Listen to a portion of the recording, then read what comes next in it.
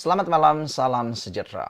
Malam ini aku nak bacakan satu ulasan yang luar biasa yang aku mahu Anda semua share supaya lebih ramai orang yang akan mengundi pada PRU 15 kali ini. Aku sesuai sedikit.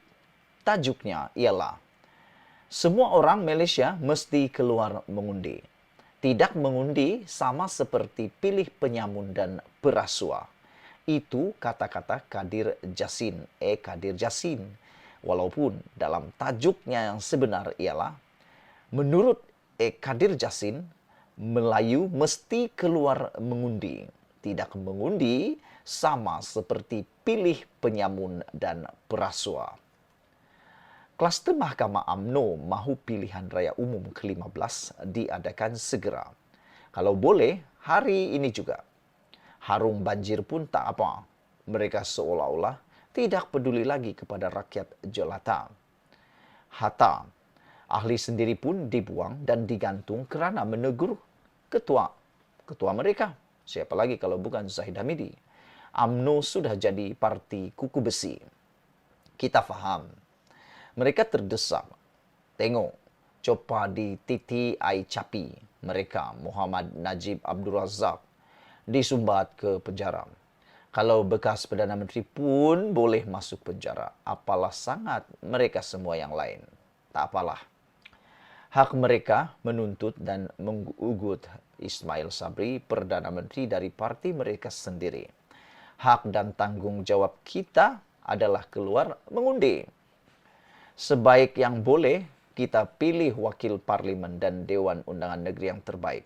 Tolak yang tidak baik dan sekat yang jahat. Kita sudah mula dengar banyak orang lama, orang tua, orang buangan, orang serpihan, dan macam-macam lagi orang hendak bertanding semula. Itu pun hak mereka juga. Jangan dihalang-halang.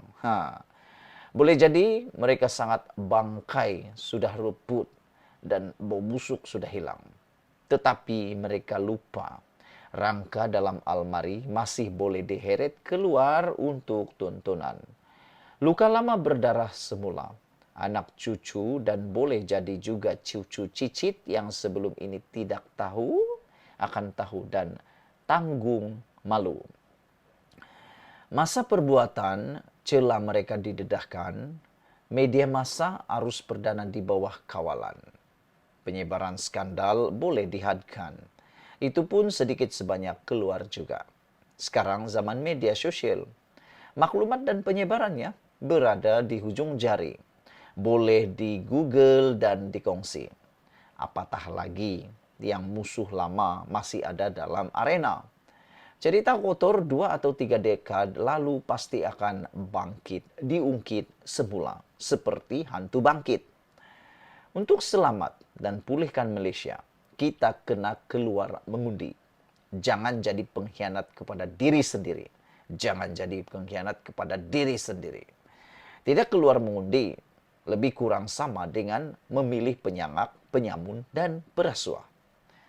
Orang Melayu khususnya kena rasa malu, kata Kadir Jasin, yang mendabik dada mengaku bumi ini milik mereka adalah Melayu. Tetapi yang banyak tidak mendaftar jadi pengundi juga Melayu, kata Kadir Jasin. Yang banyak tidak keluar mengundi pun Melayu juga katanya. Tidak hairanlah, kata Kadir Jasin, setelah 60 tahun lebih bertempik sorak melaungkan merdeka, kampung semakin tergadai, hidup semakin sengsara. Melayu wajib keluar mengundi, tolak kejahatan. Mereka dalam bahaya menjadi hamba baru kepada parti-parti politik yang memperalatkan agama dan bangsa serta mengamalkan feudalisme dan kasta. Bukan orang Melayu saja, malah semua rakyat jelata Malaysia. Setahun lalu, Suruhanjaya Pilihan Raya SPR menganggarkan 5,8 juta warga negara Malaysia 18 tahun ke atas belum mendaftar. Mulai 14 Januari tahun ini, semua warga negara berumur 18 tahun ke atas dan pada 31 Disember 2021 akan didaftar secara automatik. Nah, itulah dia ajakan luar biasa daripada Eka Dirjasin yang mengatakan bahwa Melayu mesti keluar mengundi, tidak mengundi sama seperti pilih penyamun dan perasua. Sebarkan berita ini, sebarkan rencana ini, sebarkan ulasan ini supaya semua orang pergi mengundi beramai-ramai. Jangan sampai Anda menjadi pengkhianat diri sendiri kerana tidak mengundi sama seperti pilih penyamun dan perasua. Tinggalkan komen Anda, kita jumpa lagi. Bye-bye.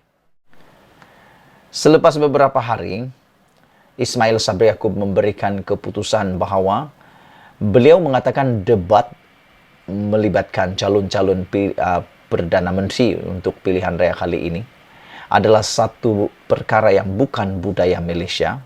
Hari ini sekali lagi Ismail Sabri Yaakob tampil membawa kejutan besar kepada Anwar Ibrahim, Muhyiddin Yassin dan Tun Mahathir Mohamad. Ataupun 3 orang individu yang bakal menjadi Perdana Menteri ini, yaitu Ismail Sabri Yaakob, Muhyiddin Yassin dan Anwar Ibrahim. Kemarin Muhyiddin telah menyatakan kesediaannya untuk menyahut debat tersebut. Tapi hari ini tampil pula Ismail Sabri Yaakob dengan jawapan yang lebih mengejutkan kita semua apabila Ismail Sabri Yaakob menjawab bahwa debat tidak bawa hasil, kata calon Perdana Menteri UMNO, beri alasan lagi. Beliau kata debat tidak membawa hasil. Jadi kalau begitu, kenapakah ada dalam perdebatan di mana-mana untuk pendidikan pula? Datuk Seri Ismail Sabri Yaakob sekali lagi mengulangi pendirian. Tidak mahu menyahut cabaran untuk berdebat yang dibuat oleh pengerusi Pakatan Harapan PH, Datuk Seri Anwar Ibrahim. Calon Perdana Menteri dari UMNO itu kali ini memberi alasan debat tidak membawa sebarang hasil dan hanya setakat membawa penyokong bersorak dalam Dewan. Ia selepas pengerusi Perikatan Nasional PN Tan Sri Muhyiddin Yassin juga sudah menyatakan kesediaan untuk menyahut cabaran tersebut. Yang aku hairan, mengapa Perdana Menteri daripada UMNO seakan-akan jarang sekali bersedia untuk menyahut cabaran untuk berdebat. Bahkan di semasa Najib Tun Razak menjadi Perdana Menteri dahulu, banyak kali diajak berdebat oleh pemimpin-pemimpin pembangkang. Tetapi Najib Tun Razak tidak bersedia, tidak mahu berdebat. Tak tahulah kenapa mereka tidak berdebat, tidak mau berdebat, padahal mereka Perdana Menteri. Najib hanya bersedia menjadi menyahut cabaran berdebat hanya apabila beliau diambang, dimasukkan dan disumbatkan dalam penjara. Barulah dia bersedia menyahut cabaran untuk berdebat dengan Anwar Ibrahim. Itu pun dalam debat tersebut terlampau banyak syarat telah diberikan dalam debat tersebut.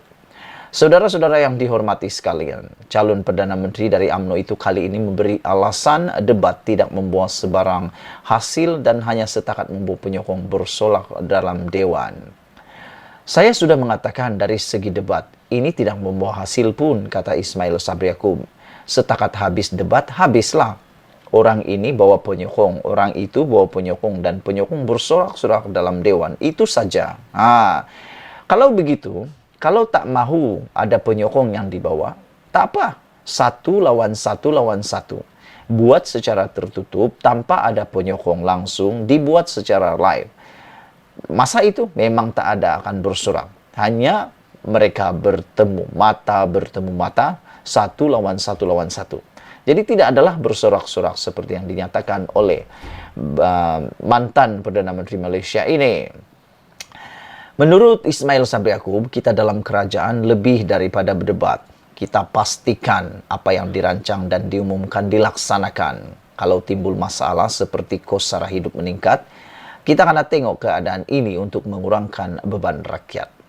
Tugas kerajaan itu banyak dan tugas kita bukan setakat bercakap, tetapi juga melaksanakan, katanya dipetik laporan bernama Hari Ini.